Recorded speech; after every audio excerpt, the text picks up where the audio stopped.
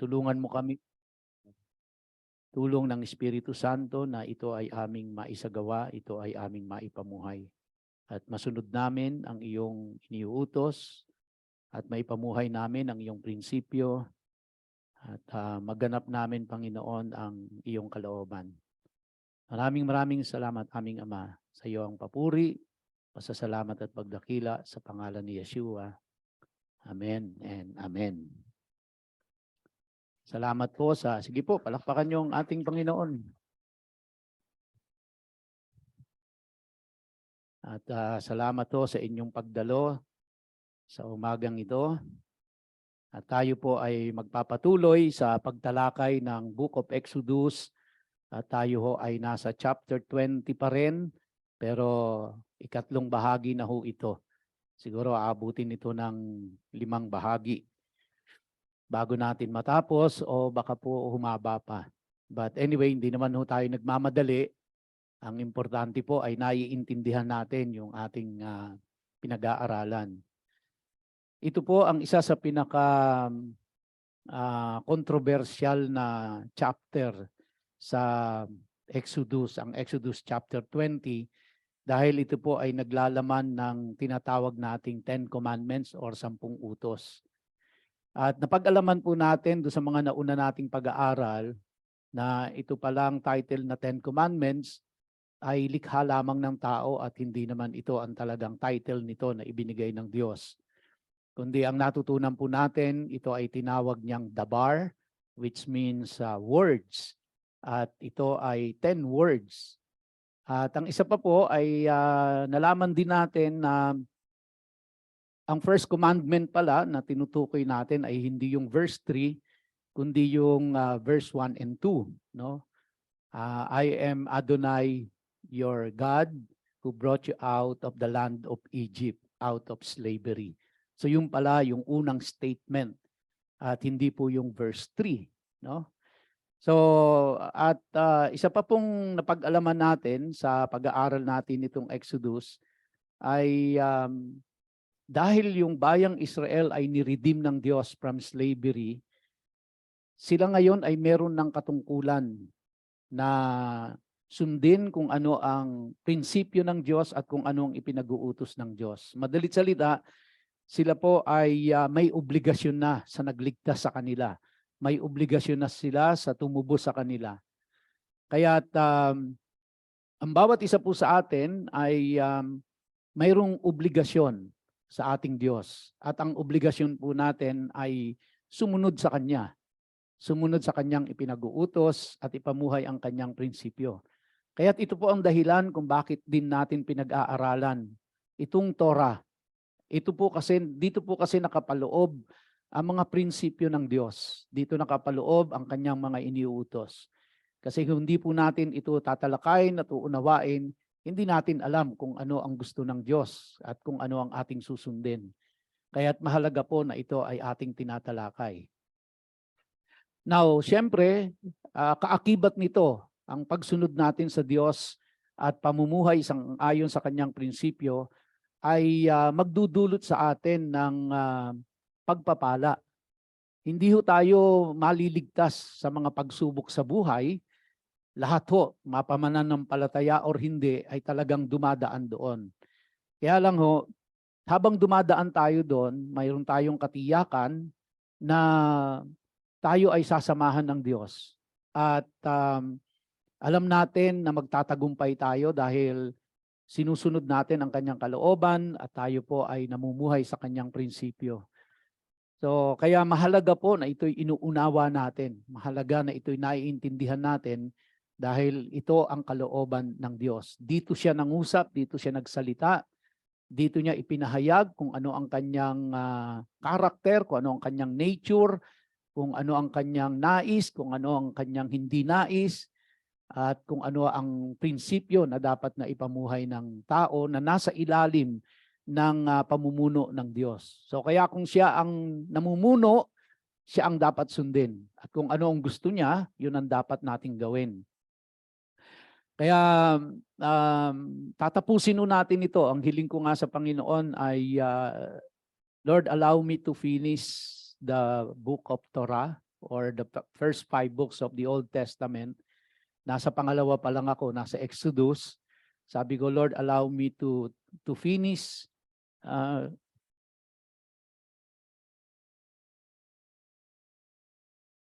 sorry po.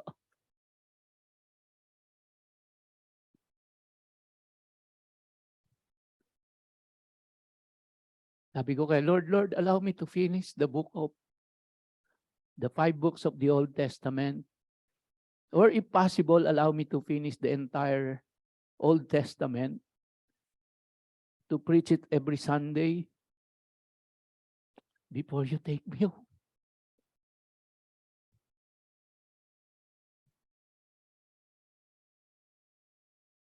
At ako po ay, hindi po ako umiyak dahil nalulungkot ako, kundi ako po ay nagagalak dahil muli ako nakabalik sa pulpito ng Diyos at muling makapangaral ng kanyang salita.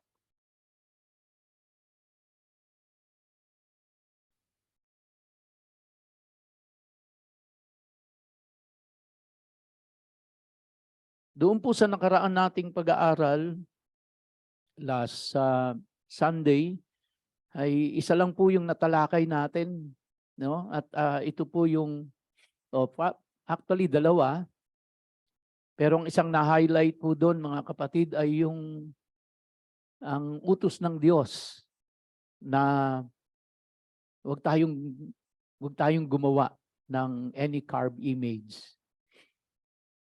So, marami ho tayong natutunang prinsipyo doon, no?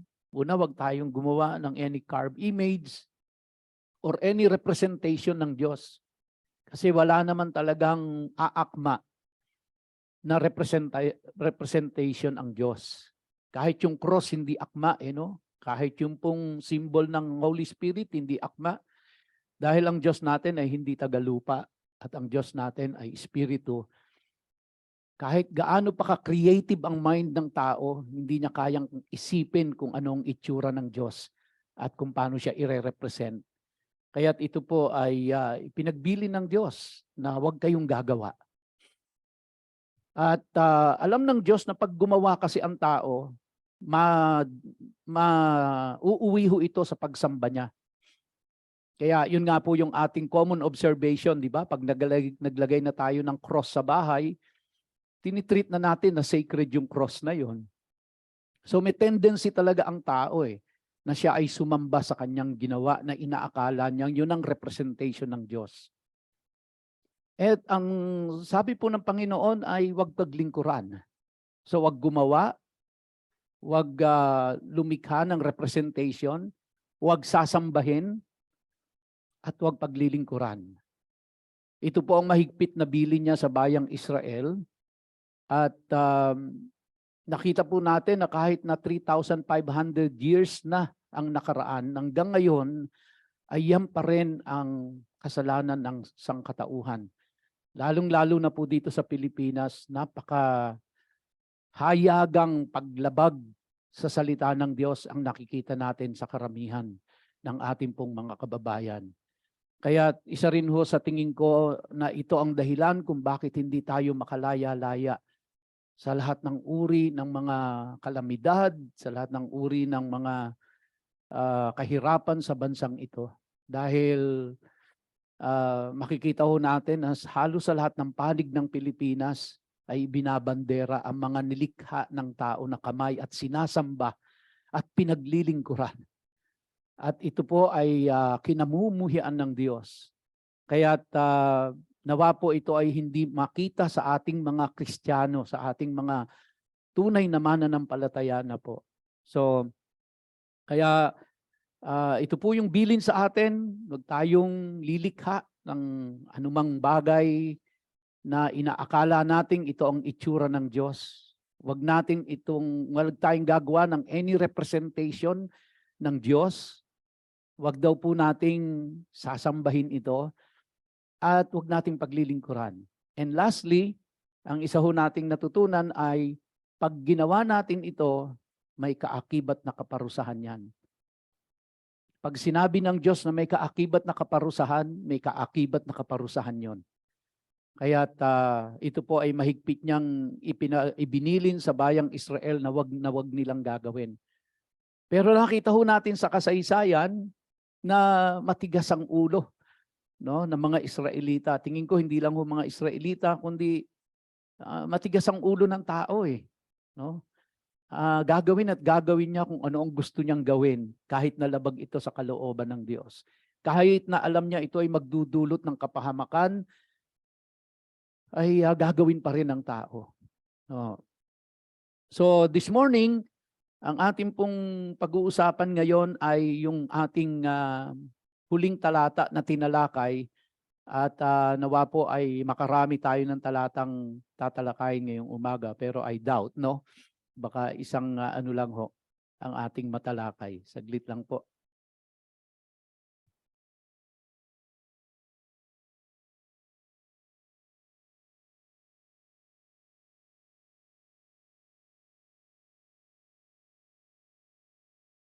Now in verse 5, Exodus chapter 20, it says, "You are not to bow down to them or serve them.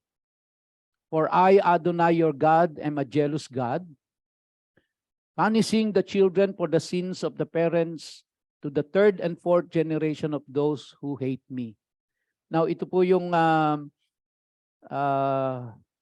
huling tinalakay natin at hindi po ako masyadong sure nung last Sunday kung kana or kina. Ngayon po sure na ako. Kana. No? Ang ginamit po dito na jealous ay hindi kina, ang ginamit po ay kana. At yung pong word na Hebrew word na kana ay ginamit lamang siya patungkol sa Diyos. Yung pong kina ay patungkol sa tao. So kaya yung kina is negative, ang kana po is positive. No? So yun, maliwanag na po tayo doon. At ang sabi sa verse 6, "But displaying grace to the 1,000 generation of those who love me and obey my mitzvot." Mitzvot is in English commandment, pero ang talaga pong kadalasan yung po ang English equivalent ng mitzvot. But ang real meaning po ng mitzvot in English ay ruling. Ruling. Okay? So let's proceed. Sa verse 7 po, sabi ng Panginoon dito, "You are not to use lightly the name of Adonai." Now, the word Adonai is the English translation of Yud-He, Vav-He, which is, we pronounce it Yehovah. No? So, kasi nga, as I have explained, wala na ho nakakaalam talaga kung anong vowels yung nasa gitna ng mga consonants ng YH, WH, kaya at hindi na rin alam kung paano pinopronounce yung vowels na nasa gitna nun. Kaya ang huling record po na ito ay pinopronounce ng tao ay around 300 BC during the time of Alexander the Great. So, pero after that, and after the Babylonian exile, hindi na po pinopronounce ng tao. Kaya hindi na nila talaga alam kung paano i-pronounce ng tama yung tunay na pangalan ng Diyos. Pero ang Diyos ay nagpakilala sa bayang Israel. Now, ito po ay binanggit 6,000 times in the Old Testament. Yan pong Yud-He, Vav-He. No? Which is translated Adonai. Yan po ay 6,000 times na binanggit sa Old Testament. So, talaga pong nagpakilala ang Diyos. No? Hindi niya ginawang misteryoso ang kanyang identity. Nagpakilala siya. Dangat nga lamang po, nagkaroon ng mga sitwasyon na kung saan ito po ay hindi na pinronounce ng tao. Bakit? No? Kasi una, dahil dito sa verse 7 ng Exodus 20. Kasi sabi diyan, "You are not to use lightly the name of Adonai your God, because Adonai will not leave unpunished someone who uses his name lightly." So dahil po dito ay ang bayang Israel, dahil po sa mga tradisyon, dahil po sa mga paglipas ng panahon, ay ipinagbawal na nila ito. No? Kasi sa kanila po, meron silang kultura na actually ito ay inabutan ko pa, kaya lang mukhang hindi na inabutan ng ating mga kabataan. Meron ho kasi silang kultura na ang kanilang tatay ay hindi mo pwedeng tawagin sa kanyang pangalan. No, ewan ko po sa inyo, ako po kasi lumaki ako sa pamilya na hindi namin pwedeng tawagin ang tatay namin sa pangalan niya. Ang lolo ko, hindi mo siya pwedeng tawagin sa pangalan niya. Ang pangalan niya ay Amador. Huwag mo siyang tatawagin sa Amador. Ang tatay ko ay Victorino. Huwag mo siyang tatawagin sa pangalan Victorino. Kaya dahil para ho sa mga matatanda nung araw, ito ay paglapastangan, no? Paglapastangan. Now, ang mga Amerikano, mga European, sa mga Western, they call their father in their first name. Kunyari po, no? Ako, ang tawag sa akin, kung ako'y Amerikano, ang tawag sa akin ng anak ko, Dante. And hindi bastos sa kanila yon. Kaya lang ho, nung unang panahon, sa panahon ng mga Hudyo, bastos para sa kanila yon. Kaya wag mong tatawagin, kunyari si Moses, wag mo siyang tatawagin Moses. No, bilang paggalang, hindi sila tinatawag in their first name. Dahil po doon sa kaugalian, dahil doon sa kultura na yon, dinala ng mga Hudyo yon hanggang sa pagtawag nila sa father. Now, dahil ang nakagisnan ho nila, dahil nga nagpakilala na ang Diyos sa kanila doon sa Mount Sinai, na siya si Jehovah, so nung unang panahon, tinatawag nila ang Diyos na sa kanyang pangalan. Pero sa paglipas nga po ng panahon, dahil sa kultura, dahil sa tradisyon, ipinagbawal na yon. Kaya hindi nila tinatawag sa first name ang Diyos ng Jehovah.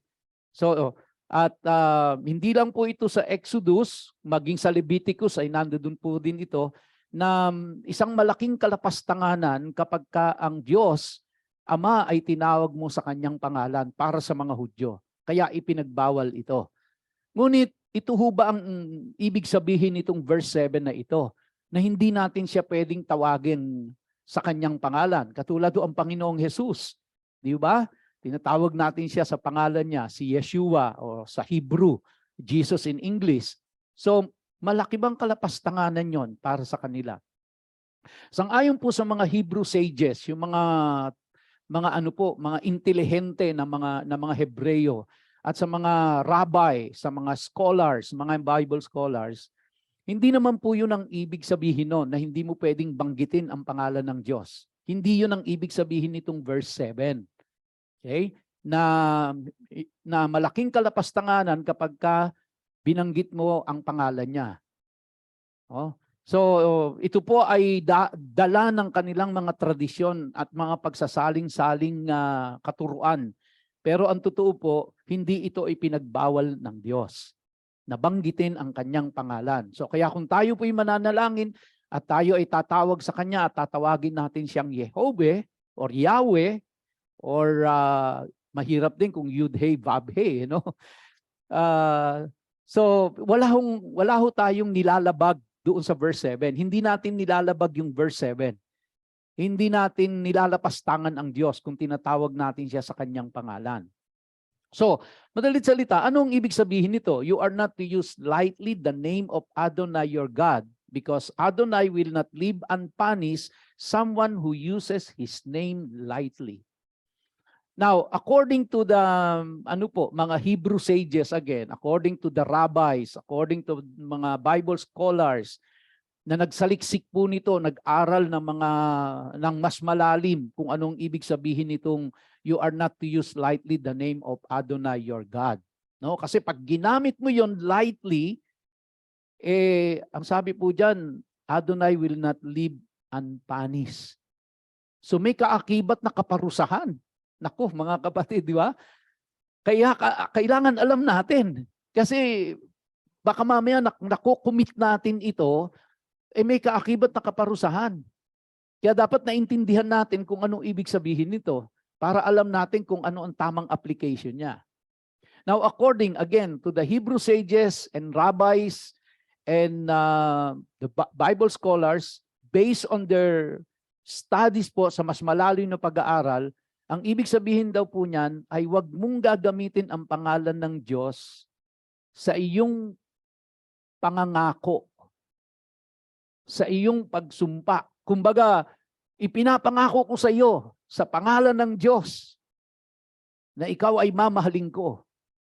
Panindigan mo yan. Dahil pag hindi mo ginawa yon, you have used the name of God lightly. Naintindihan niyo po? So kaya kung tayo po ay magko-commit, tayo ay mangangako, tayo ay magpa-promise, never ever use the name of God unless kaya mong pangatawanan yon. So wag mo siyang gagamiting sangkalan. No, wag mo siyang gagamiting sangkalan para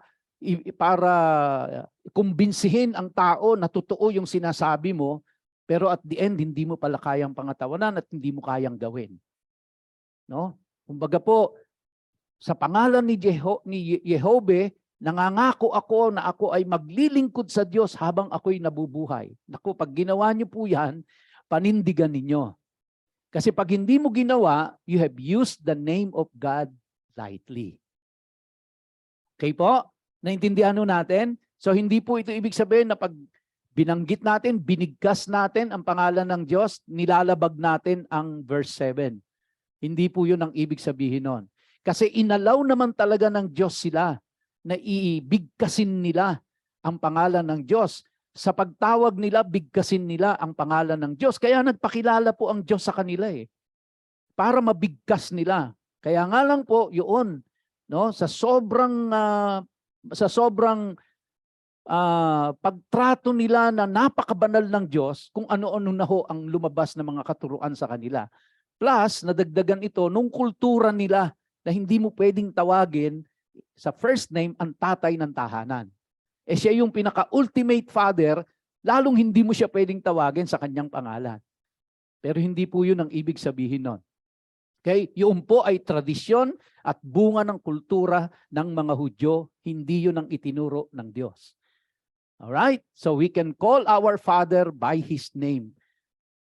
We can call Jesus by His name. Kaya mas maganda pong tawagin si Jesus ng Yeshua kasi po yun ang Hebrew name niya. Di ba? So hindi ba parang kung halimbawa po ang pangalan mo ay Badong. Mas gustong bang tawagin kang Buddy o Badong? Siyempre, Buddy kasi mas social yun. Pero ang tunay mong pangalan, Badong, di ba? Kaya mas magandang pakinggan yung tunay mong pangalan.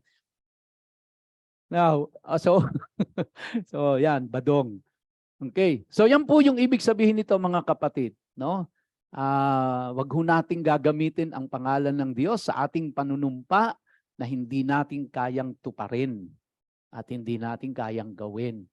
Kasi we are using the name of God lightly. All right? Now, let's move on to verse 8. Sabi po diyan, remember the day, Shabbat, to set it apart for God.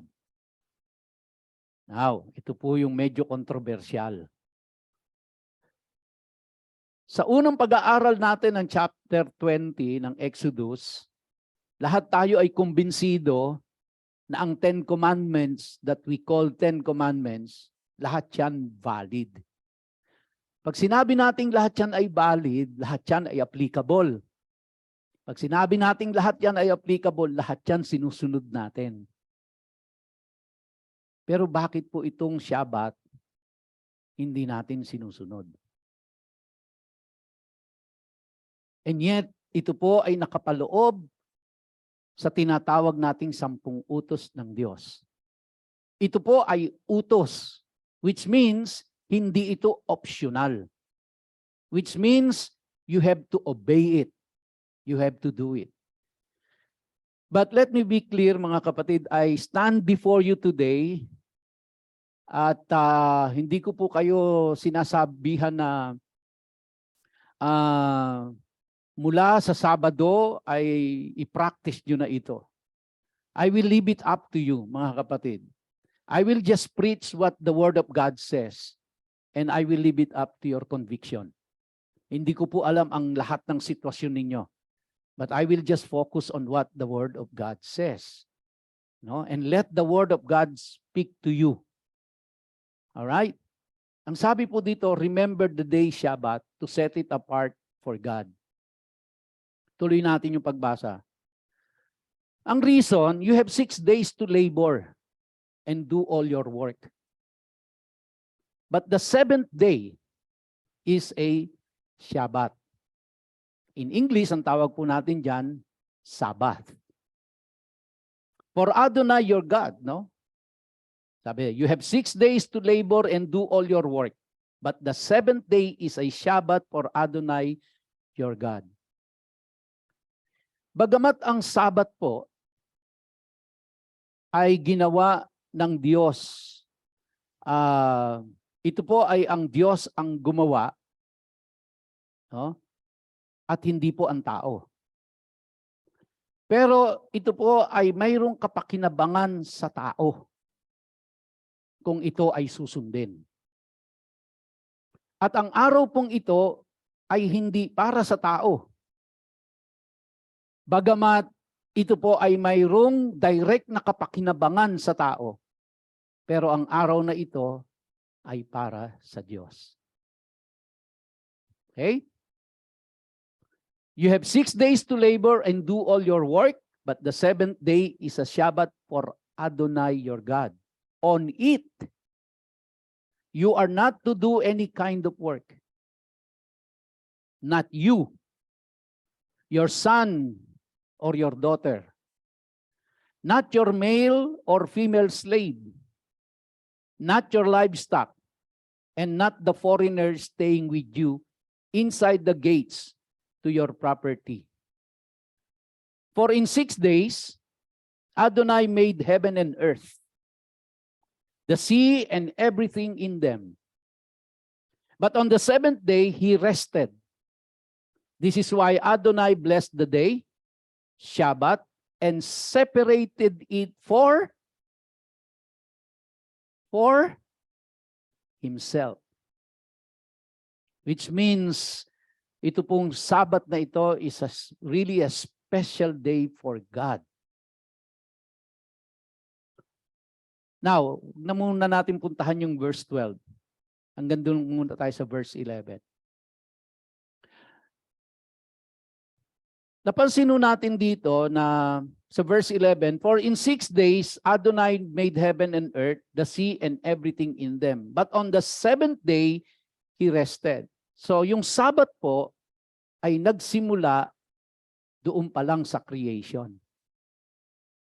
Which means, hindi po ito applicable lang sa mga Hudyo. Kasi ito pong Sabbath na ito, whether i-observe ba or hindi, ay for centuries na po ito pinagtatalunan, pinagdidibatihan. At ang isa sa mga rasyonal na kaya hindi na dapat i-observe ito, kasi ang sabi po nung nagsasabing hindi na dapat i-observe, kasi ito ay para sa mga Hudyo. Dahil ito ay ibinigay kasama dun sa batas sa 10 Commandments. At yan ay para sa Hudyo.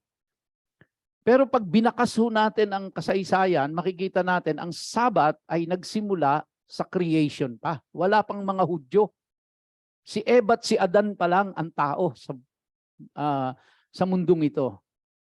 Ay itinalaga na ng Diyos ang Sabat. Sa katunayan po, sa pasimula pa lang ng likhain ng Diyos ang mundo, ay meron ng measure of time na ginawa ang Diyos. Meron na pong 1 week. No? May measure of time na. Nag-start ng gabi, tapos nag-umaga, tapos gumabi, nag-umaga. Di ba? Kaya ang mga Hudyo, bine-base nila ang calendar nila dun sa creation. Kaya ang start ng araw nila ay nagsisimula sa paglubog ng araw. Yun ang start ng araw. Yung paglubog ng araw. Dahil doon po sa account ng creation. No? At hanggang ngayon po, ang mga Hudyo ay sinusunod nila kung ano ang sinimulan doon sa Genesis na ang araw po ay walang pangalan. Wala po naman talagang Lunes, Martes, Miyerkules, Huwebes, Biyernes, Sabado, Linggo. Ang Hudyo po hanggang sa mga oras na ito, ang sinusunod nila is the numbering system. Hindi naming of the day. Kaya sa kanila po, first day, second day, third day, fourth day, fifth day, sixth day, ang seventh day lang po ang binigyan ng pangalan. And the rest of the days, walang pangalan sa kanila yon. So kaya yung pong paglalagay ng pangalan sa bawat araw ay hindi po yan sa alinsunod sa kung ano ang nakasaad sa Biblia. Kaya hindi sinusunod ng mga Hudyo yun. Dahil ang nakasulat sa Biblia ay number yung araw. Day 1, day 2, day 3, day 4, day 5, day 6, day 7. But the only day na may pangalan sa kanila is the seventh day, which is Shabbat. Now, hindi po ibig sabihin ng Shabbat ay Saturday. Alright? Okay? So, hindi po nagkataon lang na magkatunog Sabat, Sabado, Saturday. Pero hindi po ibig sabihin ng Sabat, Saturday. Okay? Kasi yung Sabat po is rest ang ibig sabihin. Hindi Saturday. Okay. Now, what is really amazing po, sa lahat ng panig ng mundo, ay nagkakasundo ang lahat ng tao na merong 7 araw sa isang linggo. Merong 7 days. Lahat po ng panig ng mundo. Ang isa lang hong medyo na iba ay ang Sweden. Pero ito po ay nangyari noong 13th century. Ang ginawa po ng Sweden, gumawa sila ng sariling calendar nila na ang tawag po is the runic calendar. At ang runic calendar po ay binabago nila yung first day at saka yung last day ng week. Ang dahilan po doon kasi meron po silang tinatawag na Nordic God and Goddesses. So kaya yung kalendaryo po nila na runic calendar, you can search that on sa inyong mga sa Google. Yan po ay nakabase rin sa kanilang Diyos. Yung tinatawag pong Nordic God and Goddesses nila in the 13th century. But later on, inadapt na rin po nila ang Gregorian calendar. During the time of Alexander the Great, hindi po Gregorian calendar ang ginagamit. Ang ginagamit po ay yung Julian calendar. So, nagbago na lang ho yan sa pagtakbo ng panahon. Kaya up to this point in time natin ay ginagamit po natin is the Gregorian calendar. All over the world, yan na yung ginagamit. Although ang mga Hudyo, meron silang ibang sariling calendar. Kasi po ang Hudyo ay 2 ang kalendaryo. No? Meron silang religious calendar, meron silang civil calendar. Ang religious calendar nila ay nag-i-start ito, ang unang month nila ay April or Nisan. Between March and April yan. No? Meron naman silang tinatawag na civic calendar na ito po ay nag-i-start naman ng September, October. So kaya para sa mga Hudyo, 2 ang umpisa ng taon nila. Isa ay nakabase sa religious calendar, isa ay nakabase sa civic calendar. And ang kanila pong kalendaryo ay nakabase rin, kaya nagbabago-bago po. No? Nagbabago-bago ang Sabat nila. Kasi nakabase ito sa kanilang agricultural season. Kung kailan yung panahon ng pagtatanim at pag-ani. Kung kailan yung winter, kung kailan yung spring. At doon din ho nakabase yung 7 festival na pinag-uutos ng Diyos sa kanila. So medyo komplikado po mga kapatid, napaka-komplikado. Kaya iba ang taon sa kanila. Tayo po ay nasa 2023. Sila po ay nasa 5,000 years na. Tayo nasa 2,000 pa lang. Ang mga Hudyo nasa 5,000 na. Iba rin ang mga month nila. Okay? So, but one thing is common, kahit na po ganyan na kakomplikado ang mga kalendaryo nila, ay one thing is common, ang 1 week ay binubuo ng 7 days. At kahit na nagkakaroon ng leap year every 4 years, na nagkakaroon ng February 29, ang ika-4 na taon, no? 'Di ba? Nadadagdagan ng isang araw, pero hindi ho nababago ang araw. Hindi nagkakaroon ng 2 Lunes sa February. Hindi ho nagkakaroon ng 2 Biyernes.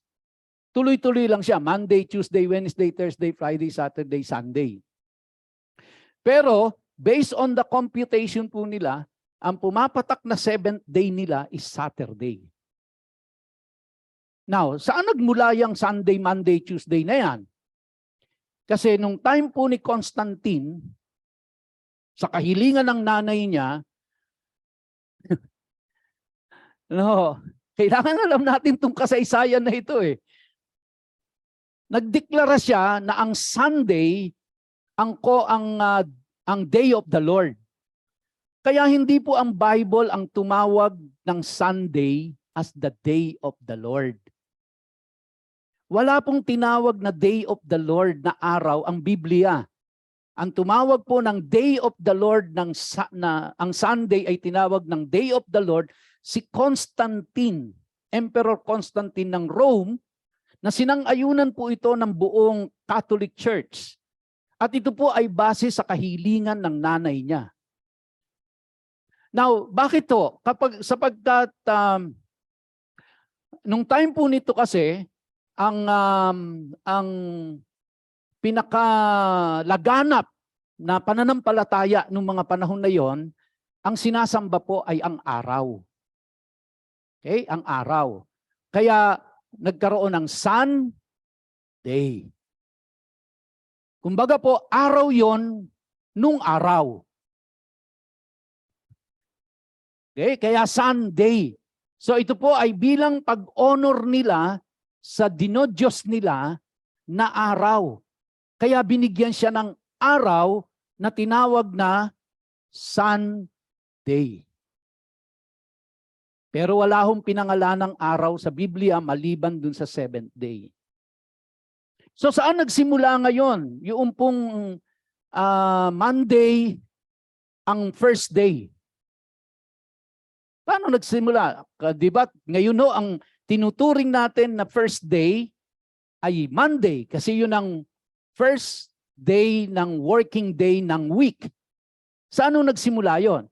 Kasi nagkaroon po ng organisasyon ang buong mundo na nagseset sila ng standard. Ito po yung International Standard Organization. Kaya kayo po mga nagtatrabaho sa mga kumpanya, meron po kayong dinadaanan na tinatawag na ISO. Na ano po, na approval. Kami sa Lufthansa, meron kami noon. ISO 9001. Ganyan. Mga approval po yon. Sila po ang nagtadhana niyan decades ago na ang Monday ang first day. Bakit po? Ito ang katwiran naman nila. Kasi ang mga Hudyo, ang Saturday, ang kanilang, kumbaga po, holiday sa kanila.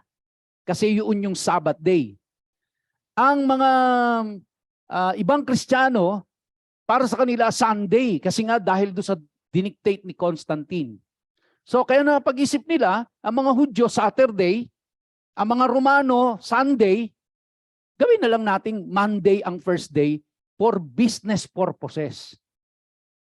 Kaya ho nag-ugat yan, yung pagsisimula ng first day ng Monday, dahil yan ay trigger yan ng International Standard Organization for business accounting. Okay? Now, pero sa lahat po ng ito mga kapatid, Monday, Tuesday, Wednesday, Thursday, Friday, Saturday, Sunday, yung ika-7th day lang po ang sinabi ng Diyos that He will bless. Meron pong direct. It doesn't mean na hindi niya ibe-bless ang Monday, Tuesday, Wednesday, Thursday, Friday, and Sunday. Pero ang meron lang pong specific na announcement ang Diyos that He will bless that day is yung pong Sabbath. Because that is His day. Kanyang araw yan. Ang reason, kasi ang Diyos ay nagpahinga, hindi dahil siya ay napagod.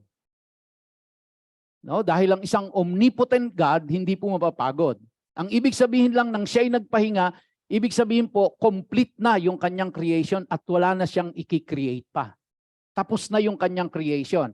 At yung mga kin-create niya, magpuproduce na lang sila ng sarili nila. Okay? At hindi na siya mag-create. Tapos na yung creation niya. Yung po yung ibig sabihin na nag-rest. Kaya in-honor niya yung ika-7th day, which is Saturday. Now, kung babasihan nun natin kalendaryo ng mga Hudyo, ang Saturday ay mag-i-start ng Friday ng paglubog ng araw.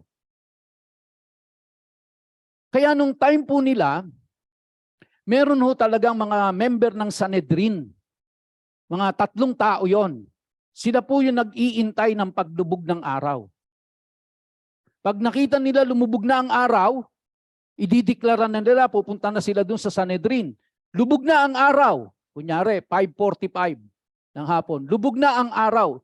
Sila ang magdideclare ngayon na simula na ang Sabat. So, idideklara na ng Sanhedrin yon. Sabat na. At magtatapos yan the following day ng Saturday sa paglubog ng araw kasi linggo na yon. Kaya kung biblical calendar ang susundin ho natin, mga kapatid, in the observance of the Sabbath, ito po ay mag-i-start ng Friday ng paglubog ng araw. Okay? Kaya sa atin kasi kunyari Friday, no? Ang Saturday natin pagdating ng 1:00 pa ng madaling araw eh. Di ba? Kaya ang bagong taon natin pagdating ng 12:00 ng gabi, doon nagpuputukan eh. Kasi pagdating ng 1:00, bagong taon na yon. Sa kanila po hindi. Magi-start yon doon sa paglubog ng araw, no? Doon mag-uumpisa yung panibagong araw nila. So biblically speaking, if we will observe the Sabbath, Friday afternoon, paglubog ng araw, start na ho tayo ng Sabbath. At magtatapos ito the whole day of Saturday, paglubog ng araw. Kaya kung i-observe ho natin ito, ipapaktis natin talaga ito, wala tayong trabaho ng Saturday. Tandaan niyo po hindi po sinabing walang pagsamba. Ang sinabi walang trabaho. Maliit salita, ang ipina-stop ng Diyos dito ay trabaho. So kaya pwedeng mag-observe mag-worship ang tao ng Saturday kasi hindi naman work yan. So, now may itinakda bang araw ng pagsamba ang Biblia? Wala ho. Yung pong Sunday na tinatawag nating the Lord's Day, hindi po yan Sabbath day. Dahil hindi ho natin pwedeng palitan yung Sabbath na gawin natin siyang Sunday. Dahil ang Sabbath is Saturday. May mga Kristiyano po ang sinasabi, ang Sabbath ko Monday. No? So ibig sabihin lang po, ang sinasabi niya, yung Saturday ko, Monday. Pwede ba yon? Na ang Saturday mo ay Monday? Yung iba naman, ako Tuesday ang Sabado ko. Ano yung Sabado mo? Diba? Referring sa, yun ang rest day nila. Kaya tinatawag nilang Sabbath nila, yung Monday or Sabbath nila yung Tuesday. Yung iba naman sinasabi, ang Sabbath ko ay Sunday. Kasi ang reference nila, yung kasi ang araw ng pagsamba ko. Kasi ang iniisip nila, ang Sabbath ay araw ng pagsamba. Kaya sabi nila, Sunday ang Sabbath ko. Pero maliwanag po sa Biblia, mga kapatid, ang Sabbath ay Saturday. Hindi kahit kailang naging Monday, Tuesday, Wednesday, Thursday, Friday, Sunday ang Sabbath. Dahil ang Sabbath is Saturday lang talaga. Now, when you read the Bible, all throughout the Bible po, you will always see na laging may kaakibat na blessing ang pagsunod sa Sabbath. Because that is the day that the Lord has blessed. Now, it's up to you. I leave it up to you, mga kapatid, kung paano natin i-observe ito. Dahil kahit kayo'y manalangin, umuwi kayo at manalangin kayo, kung ano instruction sa inyo ng Diyos tungkol sa Sabat, titiyakin ko na sa inyo ang sagot ng Diyos, Saturday. Dahil yan ang nasa Biblia. Okay? Yan ang nasa Biblia. So, now, hindi naman ako Hudyo eh. Para sa mga Hudyo lang yan eh. Hindi naman para sa akin yan dahil ako naman ay Gentile. But listen to this. Let me read sa inyo po ang Galatians chapter 3. Verse 16, sabi po sa Galatians chapter 3 verse 16, now the promises were to Abraham and to his seed. Take note, ha? Ang pangako ay kay Abraham at sa kanyang mga seed. Question is, tayo pong Pilipino as born-again believers, tayo po ba ay seed ni Abraham? Let us listen to Galatians 3 verse 26 to 29. Sabi dito ni Paul, for in union with the Messiah, you are all children of God through this trusting faithfulness. Because as many of you as were immersed into the Messiah have clothed yourselves with the Messiah, in whom there is neither Jew nor Gentile, neither slave nor freeman, neither male nor female. For in union with the Messiah, Yeshua, you are all one. Also, if you belong to the Messiah, you are seed of Abraham and heirs according to the promise. So tanong ko po sa inyo, kayo po ba'y seed ni Abraham? Napakaliwanag pa po ito sa sikat ng araw na ang sino mang nakipag-isa kay Kristo sa ating Messiah, kay Yeshua, siya ay itinuturing na seed of Abraham.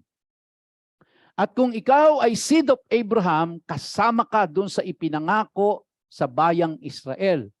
Yung covenant ng Diyos sa bayang Israel, kasama ka na. At kasama ka na rin kung anong ipinatutupad ng Diyos sa mga Israelita. Hindi ka naging physical na Hudyo, pero ikaw ay naging spiritual na Hudyo. At susundin mo na ngayon kung ano ang iniuutos ng Diyos sa mga Hudyo. Kaya hindi ho natin pwedeng ikatwiran, hindi naman ako Hudyo, ba't ako susunod sa Sabat? Sabi ko na nga po sa inyo, umpisa pa lang, ang Sabat ay itinalaga ng Diyos, si Eva at si Adan pa lang ang tao sa mundo. Wala pang Hudyo. Ibig sabihin, ito po ay pangkalahatan. And if you obey, you will be blessed. And alam nyo na ho yung opposite. Kaya ho, it's up to us. And Ephesians chapter 2, verses 11 to 13, sabi po doon, therefore, remember your former state. Now, ito pong Ephesians, Paul was writing to the Gentiles, to the Christian Gentiles, not to the Jews. Sabi niya, therefore, remember your former state, you Gentiles by birth. Tayo po ba yung mga Gentiles? Yes. Called the uncircumcised by those who, merely because of an operation of their flesh, are called the circumcised. At that time, you had no Messiah. You were estranged from the national life of Israel. You were foreigners to the covenants embodying God's promise. You were in this world without hope and without God. But now, you who were once far off have been brought near through the shedding of the Messiah's blood. Yan po yung kalagayan natin nung wala pa tayo kay Kristo.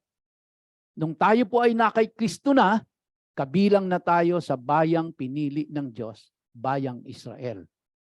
At kung ano yung covenant na pinasok ng Diyos, ano yung pakikipagkasundo niya sa Israel, kasama na ho tayo doon. Kung ano ang ipinatutupad niya sa Israel, pinatutupad na rin ho niya sa atin. Kaya yun po yung tanong ko last Sunday no? Bakit yung pinapa-celebrate ng Diyos sa atin ay hindi natin ginagawa? Diba? And yet, yung hindi pinapa-celebrate, na sa tingin ko wala namang masama, katulad doon ng birthday. Yung iba ko kasi naniniwala, masama mag-celebrate ng birthday no? Meron no akong kasamahan sa opisina. Pagka may birthday celebration kami, katulad nung one time po, nandiyan kami sa Buffet 101.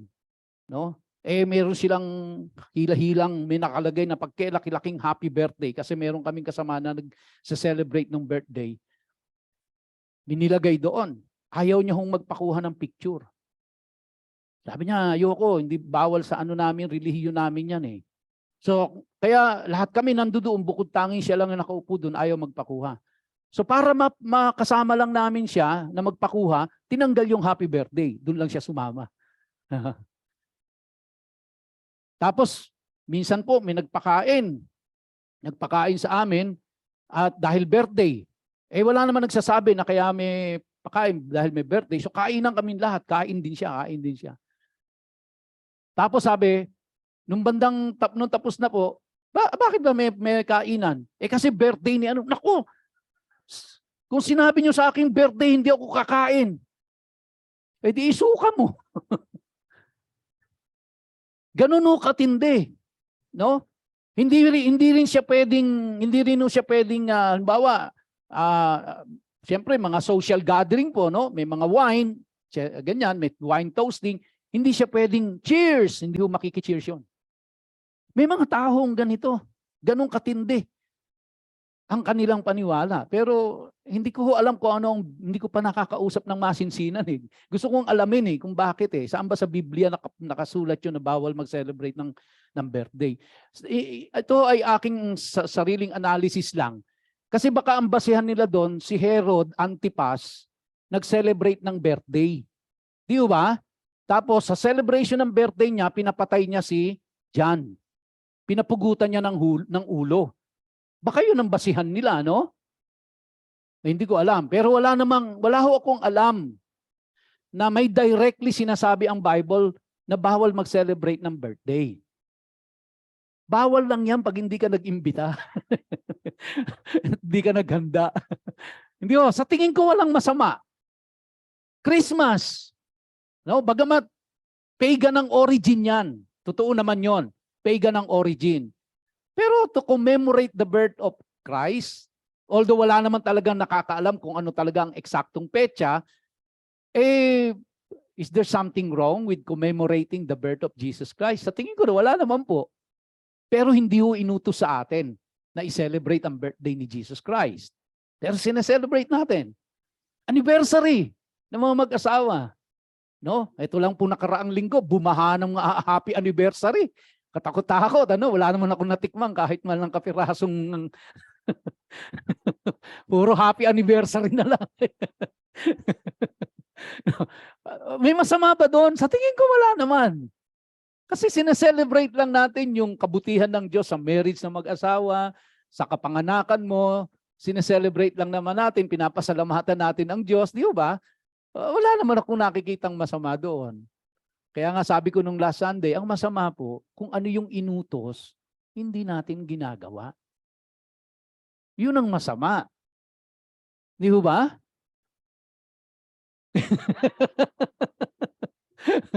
Hindi ba? Katulad doon nung feast of yung Passover. How do we celebrate the Passover? Well, may communion no tayo. That's somehow we celebrate the Passover. Pero yung kasunod po ng Passover, the Feast of Unleavened Bread yung Feast of Unleavened Bread, yun po ay 7 days na ginagawa. No? And then, doon sa gitna po noon, isineselebrate yung first fruits. o yung Feast of Weeks. Hindi natin ginagawa. Di ba? Yung tinatawag na Shavuot, yung first weeks po, hindi natin ginagawa. Yung Pentecost, kung tawagin natin, hindi natin ginagawa. Pero pinapaselebrate ng Diyos yun. Yung pong 7 na yon, yung unang 4 ho doon, yun po ay may kinalaman sa first coming ni Jesus Christ. Yung yung tatlo pang na sineselebrate during the fall, yun po ay may kinalaman sa second coming ni Jesus Christ. Pero hindi natin sineselebrate. Bakit ho? Di ba? So tayo ay, ang Lord's Day natin, although wala naman ho ako nakikitang masama na Sunday tayo magsimba, wala akong nakikitang masama po doon, pero yan po ay sinundan natin ang tradisyon na itinakda ni Constantine ng Catholic Church. So, it's about time na po, mga kapatid, mabuksan tayong lahat sa kung ano ang sinasabi ng Biblia at yun ang ating sundin kasi yun po ang may kaakibat na pagpapala sa buhay. Hindi lamang po yun, kasi yun ang gusto ng Diyos. Yun ang iniuutos ng Diyos. At hindi yan iniuutos ng Diyos para pahirapan tayo. Kasi alam ng Diyos na pagsunod natin doon, yun ang merong kasamang pagpapala sa Kanya. At ang gusto ng Diyos, pagpalain tayo. Pero gusto niya, pagpalain tayo, na sumusunod muna tayo sa kung ano ang gusto niya. Eh kung hindi ho natin susundin, tapos i-expect tayo ng pagpapala, in whatever form, no? Pagpapala naman, hindi naman pinansyal lang eh. Di ba? Ang dami mong ang pera. Ang lungkot-lungkot mo naman. Di ba? So, dahil walang kapayapaan sa buhay mo, pero wala kang pera, pero payapa ang kalooban, payapa ang isip, you have the peace of mind, you have harmony with your loved ones, and all that, ang laking blessing na ho nun. Kaya lang, siyempre, gusto natin, may harmony na, may pera pa. Umamin kayo, lahat tayo gusto natin, ganon, di ba? So, bakit hindi natin hilingin kay Lord? Pwede naman yon. Hindi naman madamot ang Diyos natin eh. Kaya lang ang Diyos natin, hindi konsentidor ng tamad, di ba? Hindi konsentidor ng mga sumusuway sa kalooban niya. Ang gusto niya, itinuturo ko sa inyo ang principle ko. Mamuhay kayo based on my principle. Dahil yan ang magpapabuti sa inyo. Ito ang mga batas ko, sundin ninyo. Yan kasi ang magpapabuti ng buhay ninyo. No? Gusto ng Diyos bumuti buhay natin eh, pero hindi po bubuti yan sa sarili nating gusto. Alam ng Diyos kung ano ang tamang kaparaanan. Kaya, being redeemed, it is expected of us na tayo po ay mamumuhay sa prinsipyo ng Diyos at susunod sa batas ng Diyos. At ang isa po sa batas ng Diyos, observance of the Sabbath. How are we going to do that? Manalangin ho tayong lahat na kung paano tayo tutulungan ng Diyos dyan. It's a challenge sa lahat sa atin. Am I correct? It's a challenge ho eh. It's a challenge. Pero sabihin natin kay Lord, pero ito yung sitwasyon ko. Ito yung sitwasyon ko. Pwede mo po ba akong tulungan, Lord, na maka-observe ako ng Sabat sa kagustuhan mo, pero nandito ako sa ganitong sitwasyon. Tulungan mo po ako. And sa tingin ko po, tutulungan tayo ng Diyos. At sa tingin ko rin po, wala namang sa atin dito na gustong sumuway sa Diyos eh. Di ba? Tama ba ako doon? Lahat tayo gusto nating sumunod. Kaya lang ho, may mga balakid eh. Pero, meron ba magagawa ang Diyos dun sa mga balakid na yon? Tingin ko po, meron. I-desire lang ng puso natin. No? Huwag niyo pong madaliin. No? Huwag niyo madaliin. Dahil it will really take time. It will really take time. Imagine niyo po, 3,500 years ago, nung ibinigay ng Diyos yan. O hindi pa, panahon pa ni Eva at ni Adan eh. 2023 na ho, pinagdidibatihan pa kung i-observe o hindi. Di ibig sabihin, malaking challenge talaga ito. Hindi lang ho sa atin, kundi sa maraming tao. But ito po yung sinabi ng Diyos. Kaya i-desire ng puso natin na masunod natin at hilingin natin, Lord, tulungan mo kami na masunod namin ito. No? Dahil gusto rin ng Diyos na masunod natin yon. Kaya I'm sure tutulungan ho tayo ng Panginoon as we desire in our hearts. Now, let me be clarified on this, mga kapatid, bago kayo pumalakpak. Parang gusto nyo na magtapos ang gawain.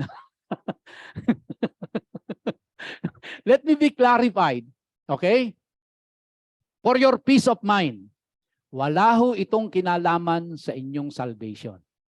Alright? Masunod mo or hindi ang observance ng Sabbath, wala hong kinalaman yan sa salvation mo. Dahil ang salvation mo ay ang kondisyon lang ho ng salvation natin ay our trust in our Messiah, kay Jesus Christ. Okay? So kaya wag ko kayo, naku, hindi ko na-observe ang Sabbath, baka hindi na ako ligtas. Kaya i-observe ko sa susunod na Sabado, ligtas na ako. Susunod sa Sabado, hindi mo na-observe, naku, wala na naman akong kaligtasan. Hindi ho ganun yun, ha? Dahil walang kinalaman ang observance ng Sabbath sa ating salvation. Alright? So, kaya, take time. Lahat ho tayo, kasama ako doon, mananalangin talaga tayo sa Diyos na tulungan niya tayong ma-overcome natin ito at makasunod tayo talaga sa ating Panginoon. Let us all stand at tayo po ay aawit sa ating Panginoon at tayo po ay mananalangin afterwards.